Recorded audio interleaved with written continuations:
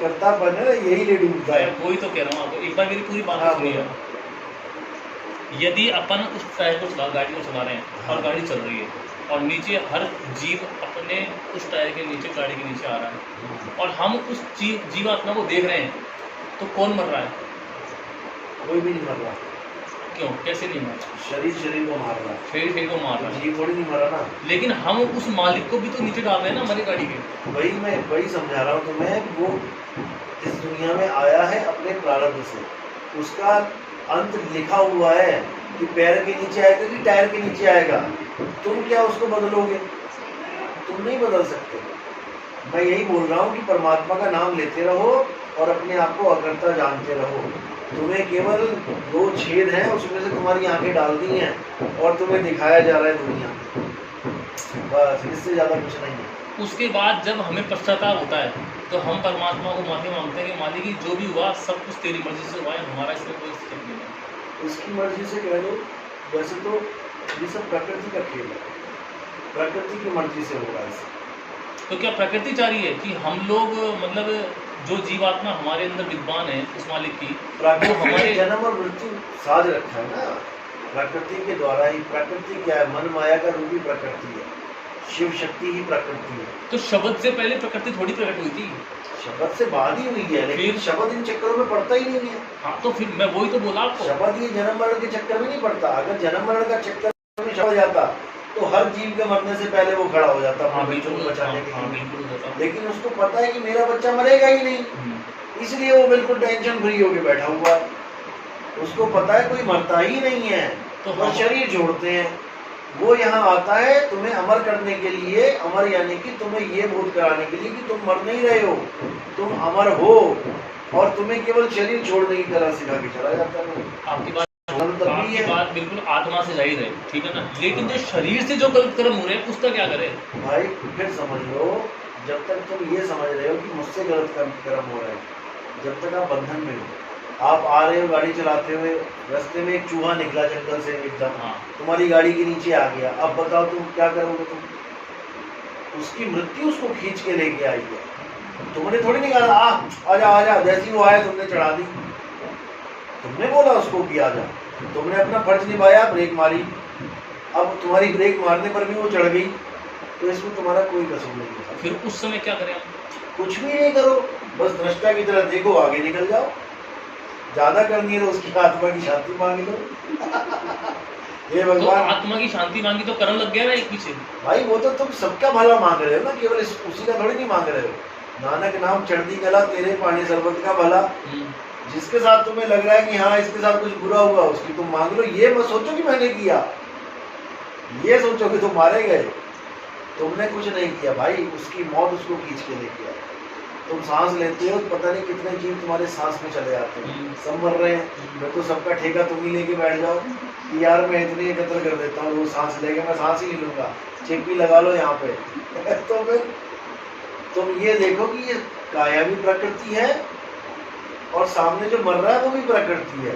प्रकृति ही प्रकृति का नाश करती है। प्रकृति उसको अगला चांस दे रही है, अगला जन्म लेने का।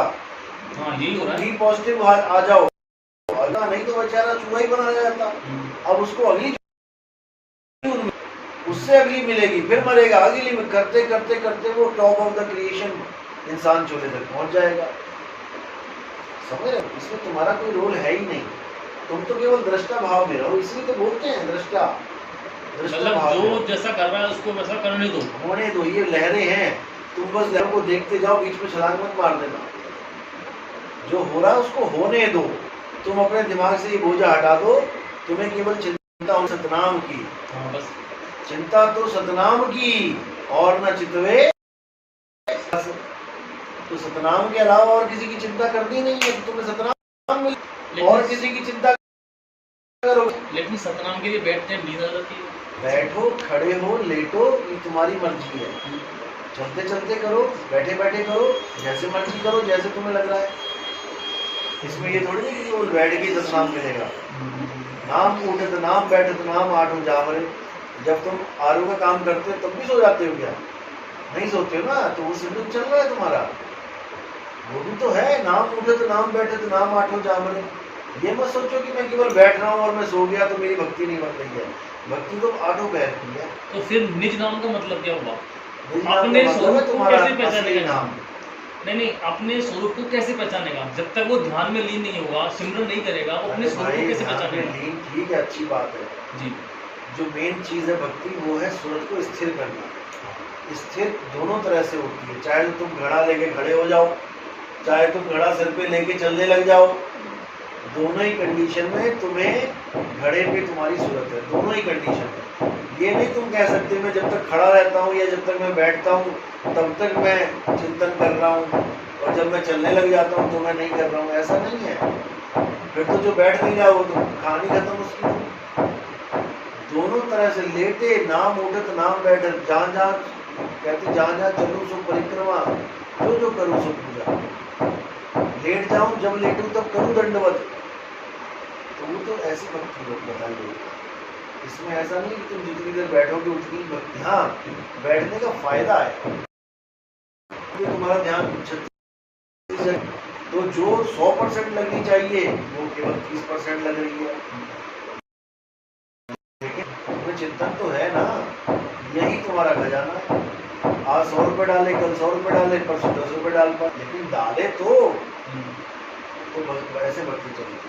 सूरत स्थिर होगी धीरे धीरे धीरे धीरे धीरे धीरे, और जब ये होने लग जाएगी सही से तो अपने आप ही अनुभूति होने लग जाएगी। तो देखिए जब मांगना बंद कर दोगे तब मिलना शुरू हो जाएगा। नहीं तो साहिब अब मैं आपसे क्या पूछूं, मतलब कभी छोड़ो जो तुम्हें मूल पता है उसको पकड़ लो, बाकी छोड़ो। अपने आप को करता मत मानना। नहीं वो तो नहीं मानोगे तो मारे जाओगे। नहीं कर्म बन जाएंगे ना आगे, कर्म नहीं बना लेना आगे, नहीं बनाना।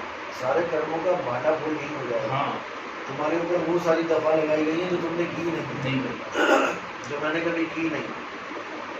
अब मैं कार से जब आता हूँ, जब मैं शीशा साफ करता हूँ, सामने जो नंबर प्लेट के आसपास सामने मैं कहता हूँ हजारों मक्खी मच्छर चिपके होते हैं उसमें। जब हम कार चलाते हैं 100 की स्पीड से, 80 की स्पीड से, सामने कोई मच्छर भी आ जाए तो वो भी उसको 100 की स्पीड से ठोकती जा रही है कार, चिपक जाता है बेचारा वहीं पर। फिर तो मैं सबसे बड़ा पापी है, रोज कितने लोगों को मार रहा हूँ। भाई प्रकृति है, प्रकृति जिसको पैदा कर रही है उसका उसकी वृत्ति निश्चित कर रखी है। हम जो करें और या हमारे साथ जो हो रहा है उसको सब कर ही नहीं रहे भाई। हम जो करें बोलोगे दिक्कत हो जाएगी, हम कुछ कर ही नहीं रहे। मैं सिर्फ आपसे बोल रहा हूँ ये चीजें, मैं खुद अपने आप से नहीं बोल रहा। हाँ। हम जो करें या हमारे साथ जो हो रहा है सब एग्जाम्पल है, सब कुछ नहीं है, मिथ्या है, सपना है। जैसे सपने में तुमने शेर को जामड़ मार दिया, बदल के शेर ने तुम्हें दांत मार दिया, लेकिन जब तुम उठे ना तुमने शेर को झापड़ मारा ना उसने दांत मारा, नहीं तो दिखाओ निशान। तुम कल्पना में जी रहे हो, ये कल्पना ही काल है। काल काल सब कोई कहे, काल ना छीने कोई, जितनी मन की कल्पना काल कहा वैसे। तो इसी कल्पना में सारे कर्म हो रहे हैं, सब कल्पना में कर्म हो रहे हैं। लेकिन लगता है हमें कि ये दुनिया असली है, कर्म असली में हो रहे हैं, नहीं हो रहे। ये हमें केवल फिल्म दिखाई जा रही है। जैसे सपने में दुनिया भर के कर्म कर दो, दुनिया भर के, लेकिन तुम्हें यहाँ आके कोई अनुभूति नहीं उसकी। तुम 10 लोगों को मार के आ जाओ, पीछे पुलिस आ रही है पकड़ने तुम्हें, लेकिन वहां पे तुम्हें बिल्कुल सत्य लग रहा था। तो जिस लोक में रहोगे उस लोक में तुम्हें वैसा सत्य लगेगा, लेकिन दोनों ही झूठ है, दोनों ही झूठ है। तुम अकर्ता हो। का गीता पढ़ो ना, पढ़ लिया ना मैं आपको। एक क्लियर किया हुआ 204 सत्संग मैंने अपलोड कर। कौन सा? सारा मूल टोटल मूल उसके अंदर। कौन सा?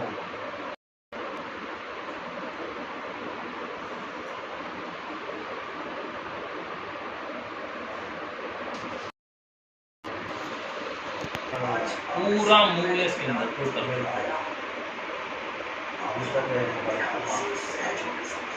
मेरे ख्याल से 35 नंबर है, कितना है मुझे याद नहीं है, 32 नंबर है। मतलब इसमें पूरा सब कुछ खोल दिया उसने। कर्म के लिए खोल दिया, ज्ञान के लिए खोल दिया, आत्मज्ञान के लिए खोल दिया और अपने स्वरूप के लिए खोल दिया। सब कुछ खोल दिया इन्होंने, सब कुछ भी नहीं शेषा।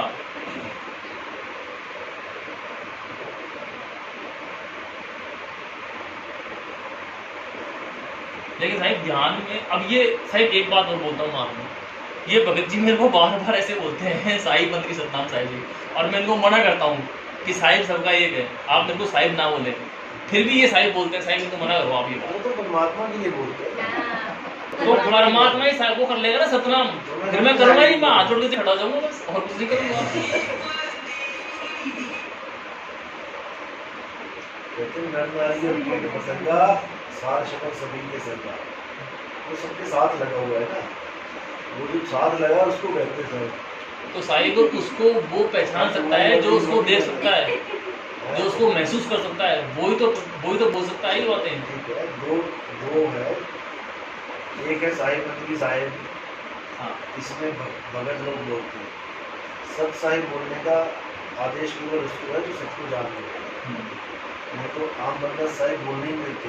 गरीब बंद में आप सत साहिब नहीं बोल सकते, यानी उतनी बात करो जितनी तुम जानते हो। हाँ बस साहिब बंदगी आपको बंदगी करना सिखा दी, आप कर सकते हो साहिब बंदगी साहिब। हाँ लेकिन नहीं, साहिब नहीं बोलना ना। अरे तुम थोड़ी नहीं बोल रहे हैं, ये तो वो बात होगी जैसे दो सरदार आपस में मिले, सत श्री अकाल पाजी, यार तूने मुझे यार नहीं मैं वो चीज नहीं बोल रहा, थोड़ी नहीं बोला उसने साहिब बंदगी मैं साहिब। वो चीज नहीं बोल रहा, मैं वो चीज बोलना चाह रहा हूँ आपसे कि जैसे मैंने आपको याद दिला रहे हैं वो कि साहिब बंदगी साहिब, तुम्हें थोड़ी नहीं साहिब कह रहे हैं वो। अभी आपने कहा उतना ही बोलना चाहिए जितना ज्ञान हो, तो इतना ज्ञान हो गया ना उनको, इसको याद करा तो भूल गया ये साहिब को। इतना ज्ञान ही हो जाता। तो परसों ये मेरे घर आए थे, इन्होंने कहा कहाँ पे हो, उनका सतलोक जाके आ रहा हूँ, तो मैंने कहा ठीक है सतलोक जाए, मैं तो बहुत पीछे हूँ, मैं तो पता नहीं कब जाऊंगा।